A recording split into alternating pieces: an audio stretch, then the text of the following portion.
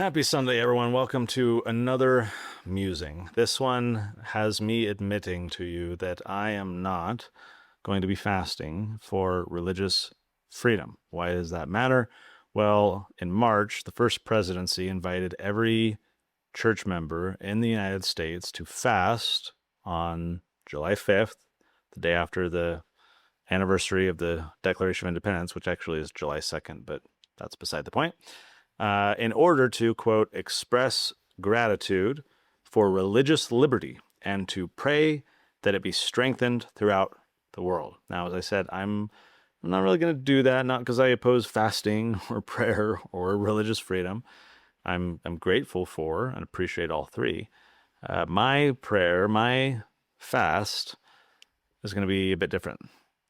And but I'm not going to participate as described because I think the framing is wrong. So later in this musing, I'll talk about what I will be fasting for and why it's quite different, but still harmonious with what we're being asked to fast for regarding religious freedom. Now, interesting enough, as I was writing some notes for this musing, came across an op-ed that was recently published in April, late April, by Paul Mero. Now, Paul Mero is the former president of Sutherland Institute, which is a conservative think tank in Utah, and in a lot of ways has long prided itself on basically being the public policy arm of the LDS Church, doing things in congruence with and on behalf of the church that perhaps the church didn't want to do on its own. And there's a lot of history here. Paul, parenthetically, once came over to my house prior to me publishing my very first book, Latter-day Liberty, and invited me to not publish the book, and said that just as he had grown out of his early libertarian tendencies, one day I would as well, and I may come to regret the publication of that book. He then proceeded to hand me a stack of papers, which were articles that he had published early in his career that were more kind of libertarian in nature. And he's like, I'm glad these aren't published. And it was kind of like this warning. I had been talking online and sharing bits of the book that I was writing. And the whole book is about why essentially the gospel of Jesus Christ is harmonious with a kind of libertarian centric political and economic system of governing people. So, and then at the end, then he said, he sees me as being president of Sutherland Institute someday, and I could get started by getting a job at Sutherland, where he was still president at the time, and as a policy analyst, and then work my way up. Mind you, I'm a senior web developer at this point. I'm making close to triple of what he was willing to pay me, but then also he and I had been butting heads. Sparring publicly, he'd snipe at libertarians and all but name me in, his op-ed, and then I'd respond. In fact, after I published, this is on it was on my blog. I think I shut my blog down, but after I published Latter-day Liberty, I got some press for it. I mean, I was on, Fox News and all these things because Mitt Romney's running for president. And everyone's all abuzz about what do Mormons believe in a political context, and so my book did pretty well because it was kind of published right in time for this broader attention on Mormonism and politics. And so at Freedom Fest, Mark Skousen, who's Cleon Skousen's nephew, and he and his family run this annual libertarian-ish type of conference. And so given the national attention on the topic, Mark invited us to debate this question of should Mormons be a conservative or a libertarian or a liberal, and they invited Harry Reid's son, Rory Reid, who had run for governor in this failed attempt in Nevada.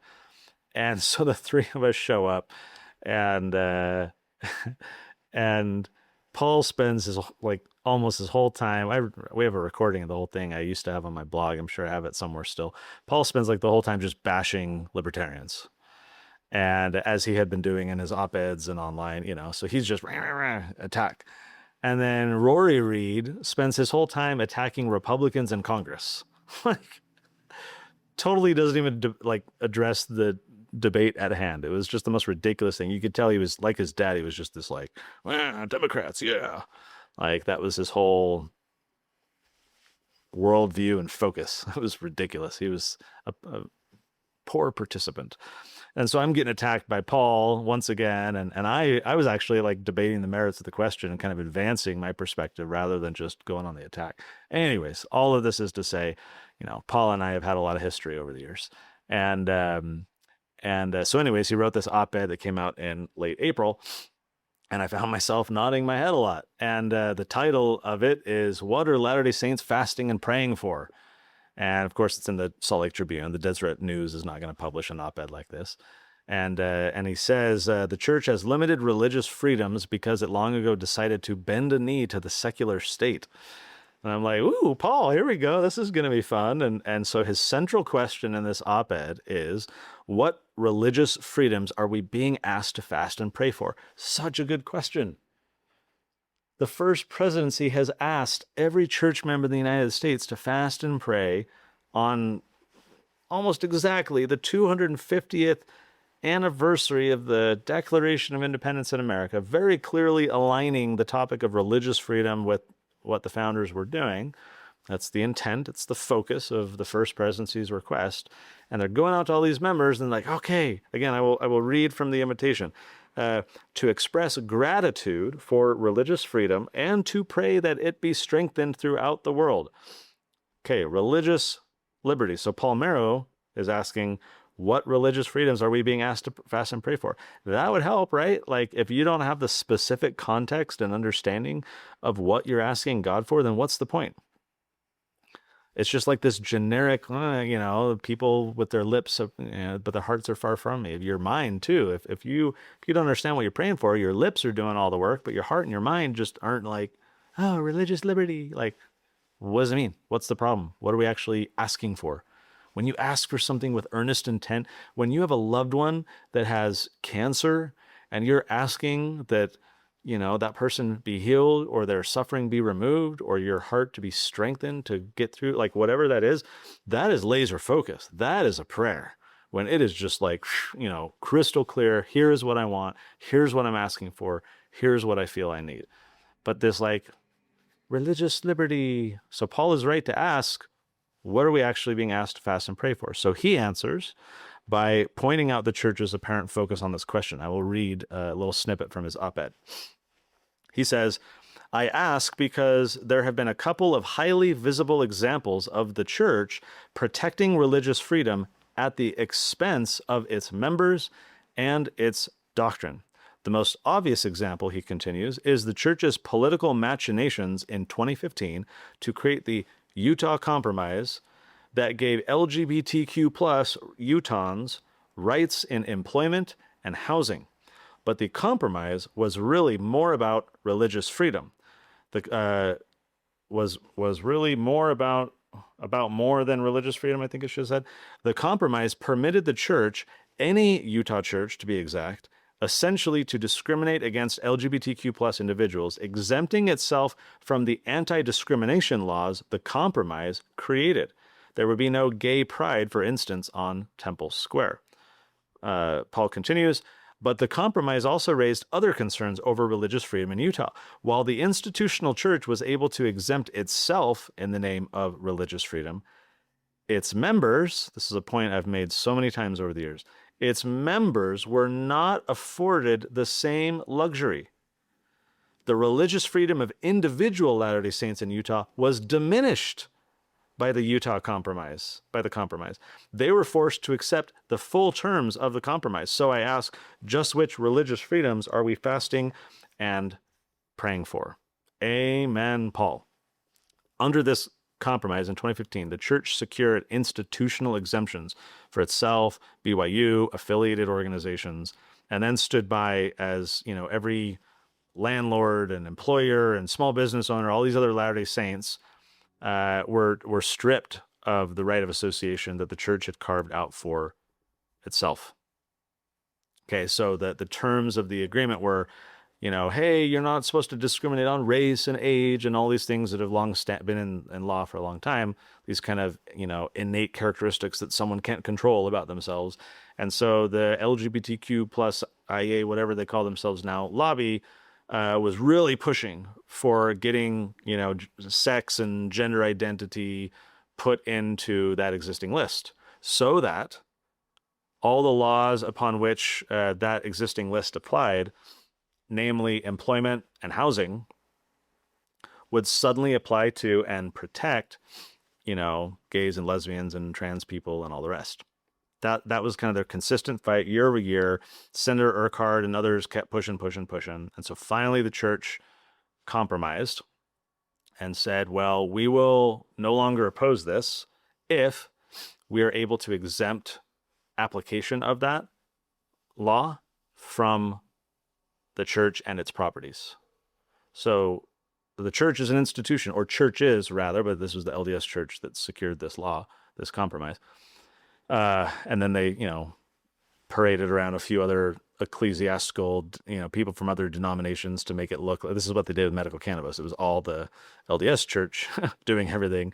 And then I've shared this story before. In the announcement of our big compromise, I'm sitting in the gold room of the Capitol, and the governor's there, and the Senate president, and the 70 from the church, Jack Gerard, and who's seated next to me? He was like a Episcopalian priest or some random guy, and he was just total window dressing. Like it was there to give this like front of like, oh, here's this consensus, bipartisan, multi-denominational, whatever. No, it was just an ornament on the tree, and that's it.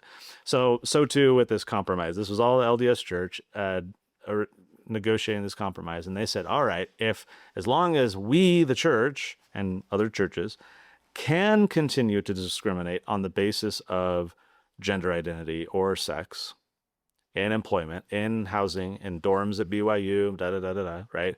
Then we're okay with this that is going to just impose this on everybody else, including members of our own church, who for religious reasons may object to employing or associating with or renting their rooms, etc., to those people and don't want to associate with them in that way. Okay, so Paul brings this up in his op-ed as one of two examples of the church engaged heavily and directly and front of stage on the question of religious freedom, and they did it to the detriment of their own members. The second example Paul brings up is when the church doubled down on this approach in the Respect for Marriage Act in 2022. This act federally codified gay marriage in exchange for institutional religious protections. So the church, after the Utah Compromise, tried to shop it around other states and sent lobbyists to the federal government, and they were, trying to push all the Mormon legislators in different states in Congress, federal legislators, to promote it, and we got to get this passed. And so meanwhile, you had the LGBT crowd trying to codify the Obergefell decision, the Supreme Court ruling, and try and amend the actual statutes, the laws, to be consistent with the court ruling, but also to kind of make it permanent-ish in law and not just a court ruling, right? So there were those kind of two efforts. And so the Respect for Marriage Act was another compromise that did both. It sanctioned explicitly in law same-sex marriage while also creating institutional discrimination protections for religious institutions to the detriment, once again, of individuals. And so the church supported this, and a bunch of people, myself included, were like, what? The church just endorsed legalizing same-sex marriage. That's literally what happened. This bill legalized, court opinions are court opinions, and okay, they have the force of law or whatever, but they're just opinions, right? It's a different branch of government. And here, rather than trying to challenge it or push back against it or push it down to the states or other strategies, the church gave its stamp of approval on a law to codify at a federal level same-sex marriage. Okay. So there's a lot of people that were like, what is going on? And so what I'm about to share is from, I briefly mentioned this on someone else's podcast on Greg Mattson's podcast.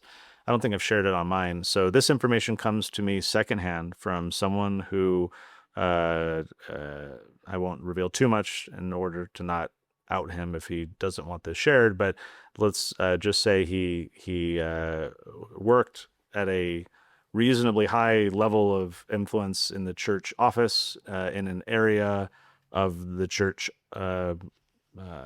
corporation where he would have knowledge of these things, and has many contacts with senior brethren and leaders of the church in the quorum and so forth. So I am getting this from this individual. If others out there listening have other information to corroborate or substantiate or refute or whatever, I welcome it. But I wanted to kind of give that disclaimer that I am getting that kind of secondhand, that the endorsement, that this is what I was told by this individual, that the church's endorsement of the Respect for Marriage Act was not the result of a unified effort of the First Presidency and deliberation, but was President Oaks getting ahead of his skis.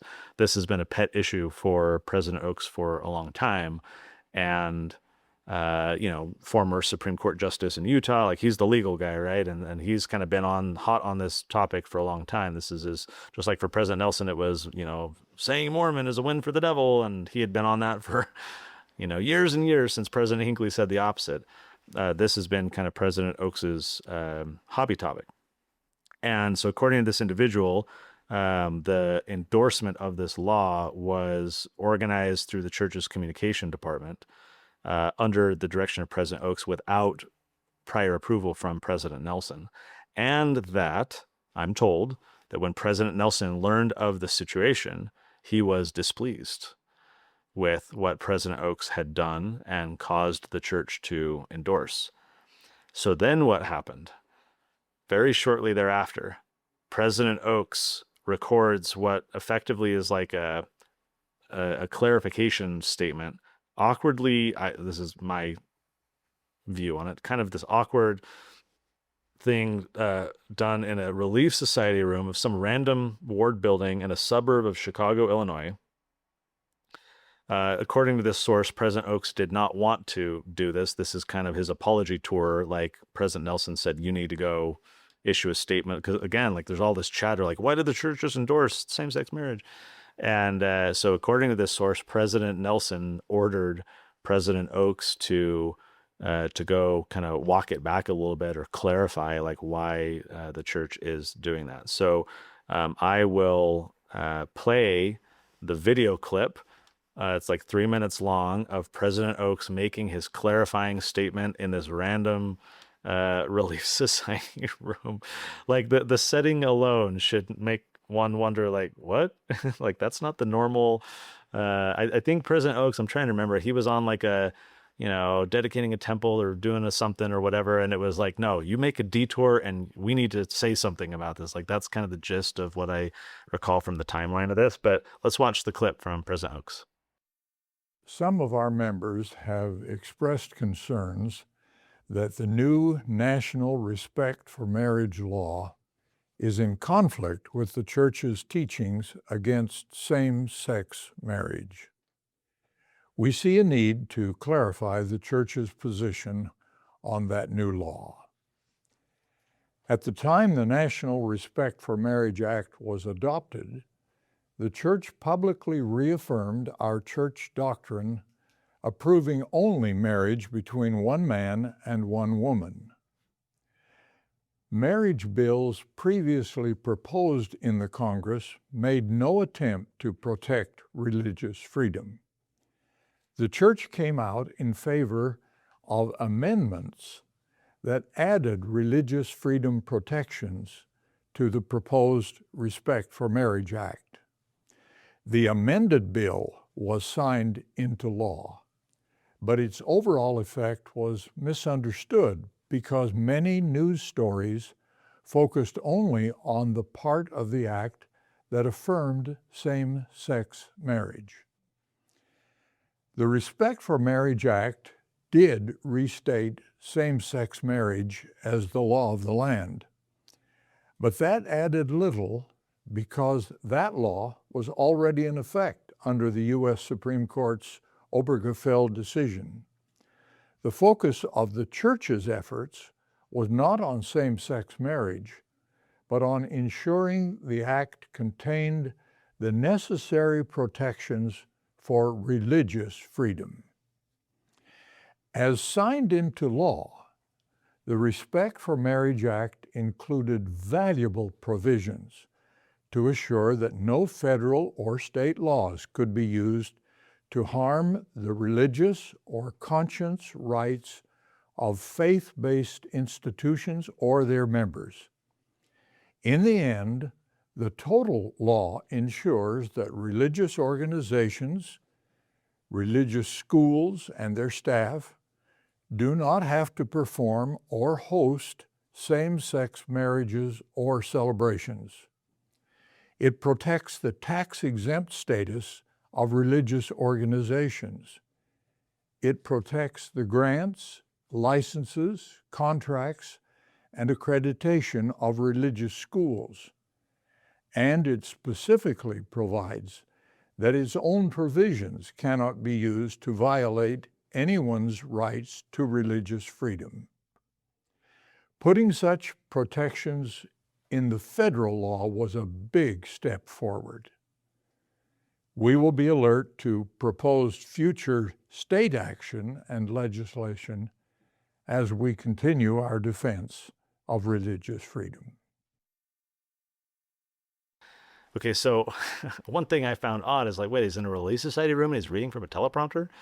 And then so here's a photo from the side showing the kind of room, and they've got some stake presidents and their wives in there, some mission presidents and their wives in there. They just like ad hoc called all these people in on an afternoon and were like, hey, we need an audience for this statement President Oaks is going to give. They set up, as you saw in the photo, these little teleprompters for him to just go back and forth and read from, rather than just, paper in front of him, or heaven forbid we try and speak off the cuff a little bit. But I thought that was kind of weird. Like, when do you recall there's ever been this like spontaneously organized statement given from a not corporate church offices? Like, anyways, that video and the photo, like that circumstance, to me substantiated a little bit what I was being told from this source, that this is not something long planned. This is not something President Oaks wanted to do. That it was just kind of this like band-aid reaction to all of the chatter around there of like, why did the church do this? And so they didn't have time to plan and wait for President Oaks to come back to Salt Lake and for the communications department to do their thing in the church office building with the right, whatever. It was just like, who's got the teleprompter? Ship them over. Let's, call up a bunch of stake presidents, fill the room, and we got to knock out a video. It's like, this is a 3-minute statement. They brought all these people into that room, all these busy people, and their wives, and get them all dressed up in Sunday best on, this was like I didn't write it down. I'm pretty sure this was just like a weekday. And they make them all sit there as audience for a 3-minute statement, which, with the tight shot that they did in the video, you didn't even really need a statement. But with the photos, right, they kind of wanted to show like, oh, he wasn't just doing this for an online video. Like, he was speaking to this randomly organized group of people for a 3-minute statement. Like, anyway, to me, it kind of substantiated what I was being told from this source of like, that's not the usual thing. Therefore, it seems to be that it was kind of a like, maybe President Nelson, in fact, was like, hey, knock it off and you need to go walk it back. Now, President Oaks, when he talks about religious liberty in the past, loves to share this quote, as do I, from Joseph Smith. He's done it a time or two in his writings and such. Joseph says, I am bold to declare before heaven that I am just as ready to die in defending the rights of a Presbyterian, a Baptist, or any other denomination, for the same principle which would trample upon the rights of the Latter-day Saints would trample upon the rights of the Roman Catholics or any other denomination who may be unpopular and too weak to defend themselves. So that's kind of the common religious liberty quote. Look, Joseph Smith prioritized religious liberty, said he was as willing to defend the religious liberty of any other denomination, right? Because anything that would trample upon the Latter-day Saints would trample upon any other weak minority denomination. Great. Joseph liked religious liberty, and I like it too. Case closed.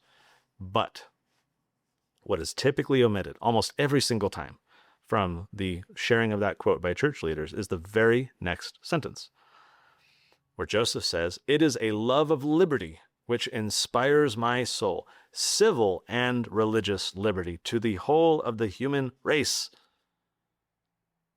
not religious liberty, civil and religious liberty. He didn't stop at just religious liberty itself, the whole of the human race, right? So every right that the church wants to protect for itself, to gather, to build chapels, to determine the basis of its own membership, to speak from pulpits, to refuse association who reject its covenants, et cetera, right? All those freedoms are at the root property rights and freedom of association, which itself is really just an extension of property rights. So this is all fundamentally about property rights. Religion is the use case. It's not the foundation. It is one thing that you can build on top of that foundation if you have property rights, if you have the freedom to associate with whoever you want, which if I have property rights, I can disassociate with people by kicking them off my property, and I can invite whoever I want my property. So it's really just all property rights. But property rights are the foundation. Freedom of association, these are the fundamental things. Freedom of speech. This is why the religious freedom frame keeps producing absurdities. Like, do you remember during COVID, there was a Polish gym that rebranded itself as the Church of the Healthy Body, right, to get around COVID lockdowns that had exemptions for churches. There was a mega church, I think, that rebranded as a strip club because California exempted strip clubs from indoor restrictions, but not churches. You get Native American or these ayahuasca, psilocybin type churches that spring up, not because the practitioners are like actually deeply religious and this is a sincere thing, but that the religious freedom carve out is the only available legal shelter with which to use this substance that they want to legally use. So when the law only protects the religious use of a freedom, then every non-religious user either has to claim a religion or then, they don't have to surrender the freedom altogether. So I think this problem, this framing of religious freedom corrupts both religion and freedom at the same time. Because you're not focused on the foundations of freedom, which is really property rights, but we might also say freedom of speech, freedom of association. You're not only are you not focused on freedom, you're corrupting religion, because then you get people like, oh yeah, I do this for religious reasons too, wink, wink. And I've shared before, so I'll be brief here. The church's own religious freedom manual defines religious freedom as the right to exercise or live your religion without interference from government or others, except when necessary to protect health and safety. So I did a musing on this in the past, that exception is the entire problem. By the way, that is really the holding of the Reynolds case from 1879, polygamy case fighting against the saints. It was a unanimous ruling, Reynolds versus United States, in which the justices said, laws are made for the government of actions, and while they cannot interfere with mere religious belief and opinions, they may with practices. To permit this would be to make the professed doctrines of religious beliefs superior to the law of the land.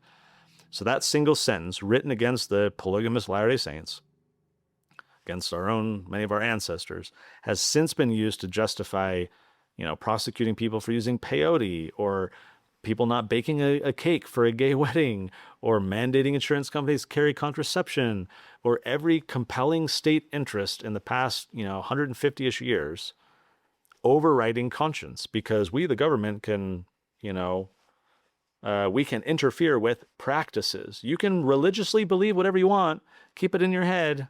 We won't, we won't change. But if you're going to practice something consistent with your faith, we get to tell you what to do. That was the Reynolds case because of the polygamous Mormons, that we have this horrible precedent, and has led to all these downstream problems of undermining not just religious belief, but religious freedom. People practicing their faith in the public square. And now the church has adopted Reynolds' reasoning as its own. Think of this newsroom statement from 2020 during the pandemic. Quote, "We acknowledge that in exceptional circumstances, all individual rights may be reasonably restricted for a time to protect the safety of the general public." So again, the Religious Freedom Manual says, religious freedom except when necessary to protect health and safety. And here it's saying all individual rights can be restricted to protect the safety of the general public. And then so the question we must ask is, who decides what is exceptional? Who decides what is reasonable?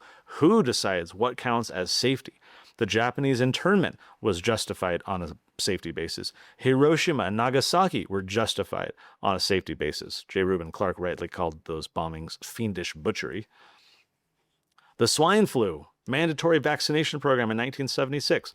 What was it? 450 cases of Guillain-Barré syndrome, 25 deaths from this mandatory vaccination program, also justified on safety. The Sedition Act, jailing tons of people, including Eugene Debs, based on safety.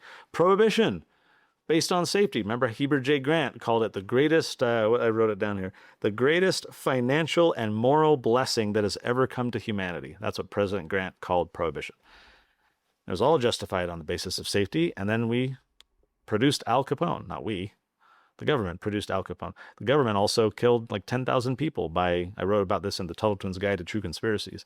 The government tainted liquor supply knowing that bootleggers were going and remanufacturing it from industrial alcohol, and they were renaturing it into consumer, alcohol for people to drink. And they knew that people were doing that, but they still tainted the alcohol because they were trying to deter the bootleggers, and they ended up killing like 10,000 people knowingly, right? Because of safety. I mean, the war on drugs, the TSA, the NSA, the New Deal, the Patriot Act, lockdowns, everything, always justified on safety or health. So I remember 1 Thessalonians 5, verse 3.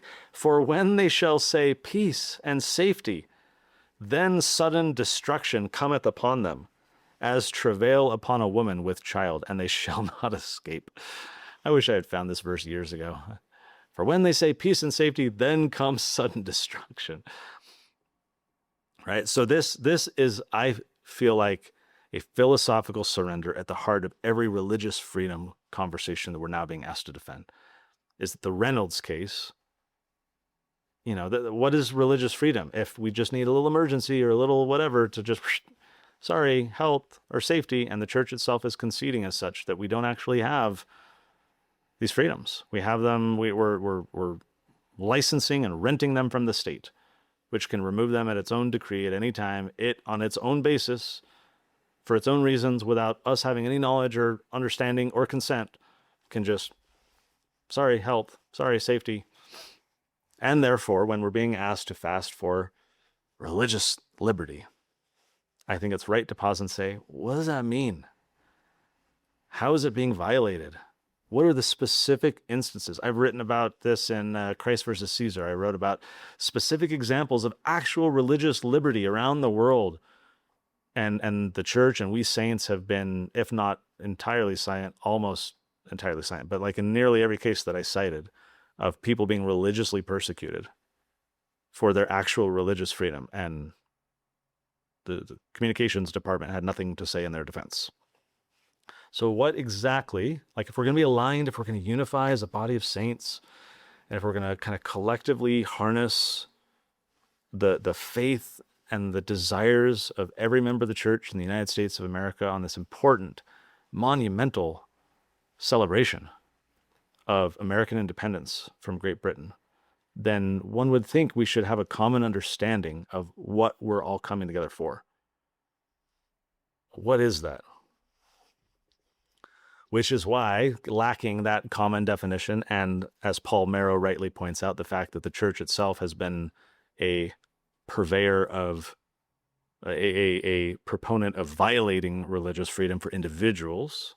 It has been a protector of institutional religious freedom, but it has been the vehicle by which individuals have had lessened. That the church had continually opposed in Utah the anti-discrimination stuff.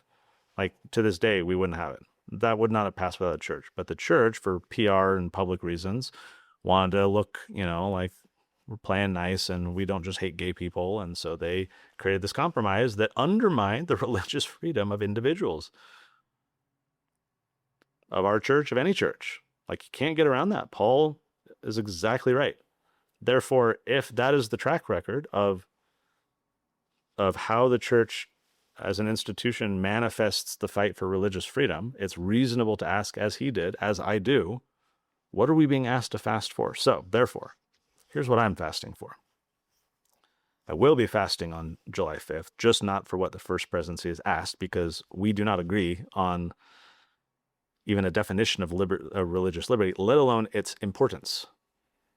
I subordinate religious liberty to liberty and effectively to property rights.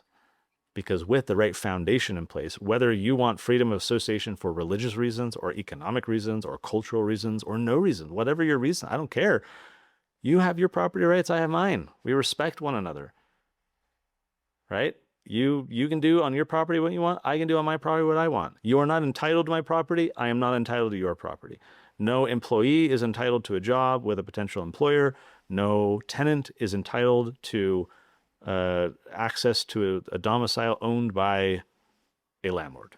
No one is entitled. We have freedom. We hopefully respect one another. We hopefully extend kindness and get along and all those great things. But foundationally and fundamentally, we have property rights. That is what I fight for. That is what I stand for. And religious liberty is an outgrowth of that. But as Joseph Smith said, it's civil and religious liberty for all humankind, not religious freedom for institutions. That is the current state of the church's position on this topic. And I disagree with that. I've disagreed with it for over a decade since they started the fight in Utah. And to acknowledge and appreciate Paul, though overseeing an institution that, as I said at the outset, has kind of been, buddy-buddy with the church, lockstep in pretty much every way, was not in this. Paul is not a Johnny-come-lately and calling this out. He was calling it out, as was I, back then when it was happening. So I will be fasting more in the spirit of D&C 123, that we should waste and wear out our lives in bringing to light all the hidden things of darkness, wherein we know them, and they are truly manifest from heaven. These should be attended to with great earnestness.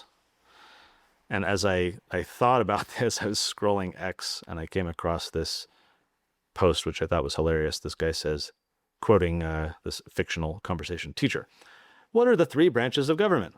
Student, central bankers, pedophiles, and the military-industrial complex. Teacher, that's wrong. Student, I know. We should really abolish the entire thing and start over." That is wrong. We are up against all kinds of forces of darkness.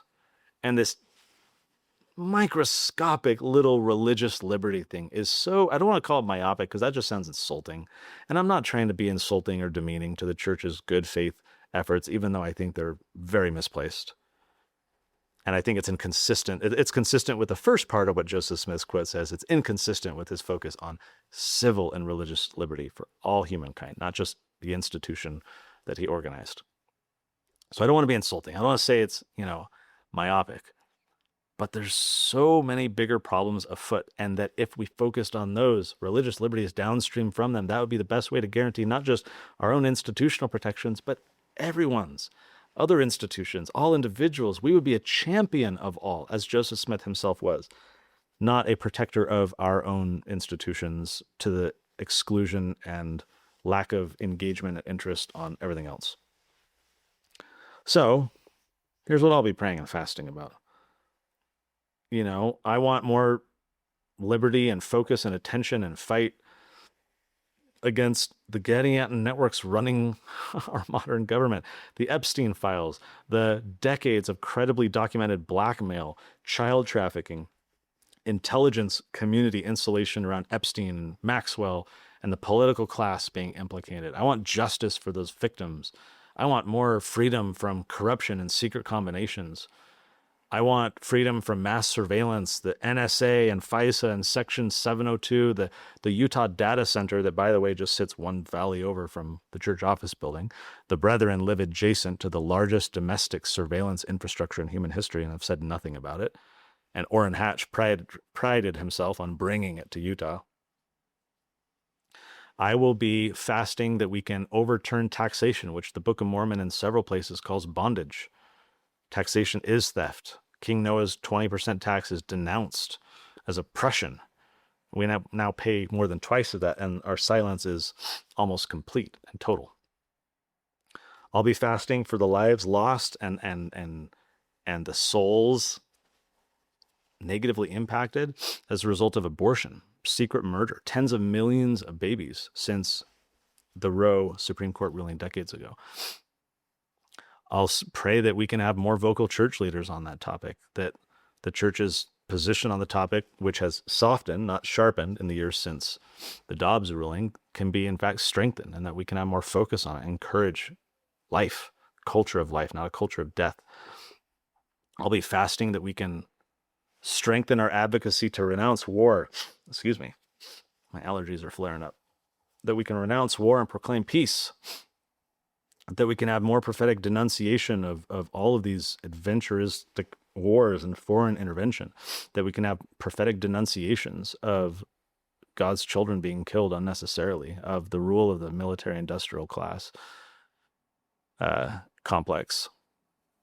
That we can have actual peacemakers who are renouncing war, not just speaking generically about peace. I'll be praying that we can somehow figure out how to fight the central bankers, the debasement of our currency, the dollar losing 97% of its purchasing power, this actual theft that is happening of people's time. Effectively, that's what's happening. Your money is just stored energy.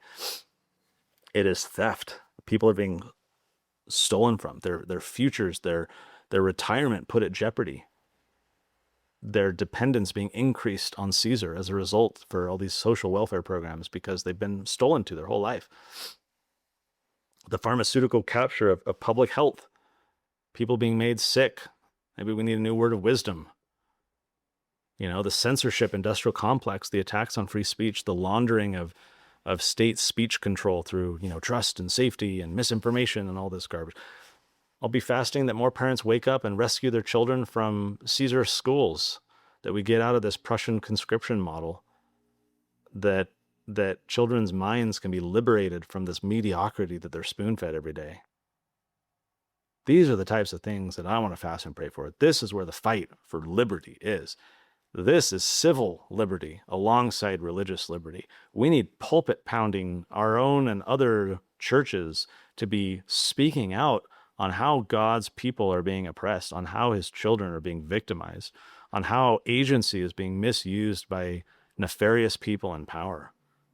We need people of influence from a moral and religious basis speaking out on these topics, not just looking after their own and focusing on the milk and the basics of the gospel, but applying those principles, living out the extension of their faith on the largest stages and with the biggest pulpits, to be able to shift culture and influence opinion, to draw more attention to the topics that matter and the weightier matters of the law.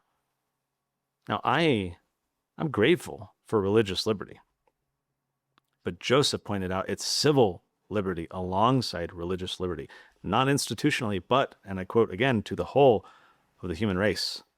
I love this quote from James Madison. He says, "It is proper to take alarm at the first experiment on our liberties.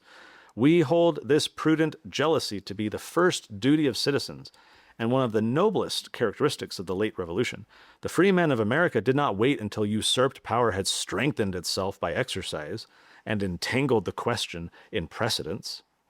They saw all the consequence in the principle, and they avoided the consequences by denying the principle. We revere this lesson too much soon to forget it." Such a great quote. We have to nip this stuff in the bud early. We have to speak out, not later, not after things have just through precedent kind of ossified and become ingrained in our culture. We have to speak out early and often.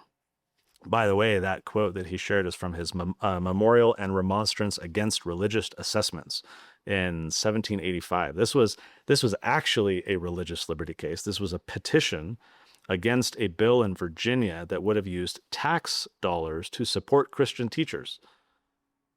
So the core argument here was that religion is a matter of conscience and can't rightly be supported or controlled by government force. This was a true religious liberty thing that Madison is talking about. And he's rightly pointing out that we can't let this happen. We can't just experiment. Oh, let's wait and see. We can revisit this in 5 or 10 years. He's saying the lesson to draw from the revolution was not to wait for consequences to happen. It was to focus on the principle of the matter and understand what the consequences could be of these ideas, but deny it on principle rather than waiting for the consequences to happen. And he used that to argue against using tax dollars to subsidize religion, keep church separate from state, a true religious liberty issue, not these generic, vague things that we're talking about today without even really understanding what they are, which most members of the church absolutely do not. Therefore, their prayers, I feel like, are in vain. And what's the point? The most important fight of our generation, I think, is not for the church's institutional right to keep doing what it's already doing inside its own walls. It's for the recovery of deeper freedoms, agency, property, association, conscience, speech, sound money, bodily autonomy, privacy, parental authority. All these things, I should point out, without which religious freedom is a hollow possession. Like, if we don't have civil liberty, then what's the point of religious liberty? You actually don't have it. The foundation that it's built upon has been degraded, and you have just this artificial construct that has no substance. So I will join in fasting on July 5th. But I will fast that the saints, myself included, will wake up from their slumber.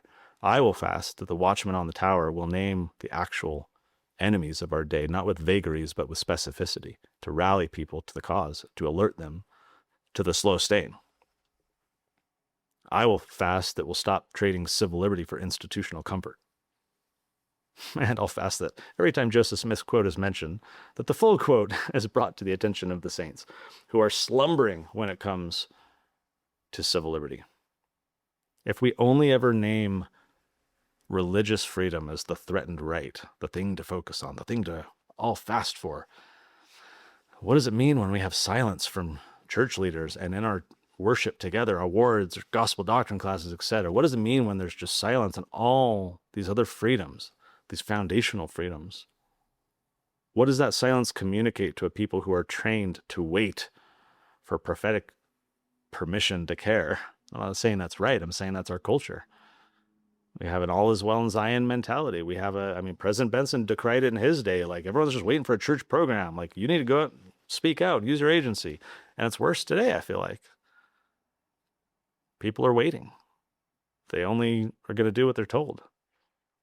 And yet we are commanded to be anxiously engaged in a good cause, to bring to pass much righteousness on our own. We have the agency. We're supposed to use it. We're supposed to waste and wear out our life, bringing to light hidden things of darkness, not waiting to be told what to do, not only doing what the church itself says, not coloring within the lines of, whatever.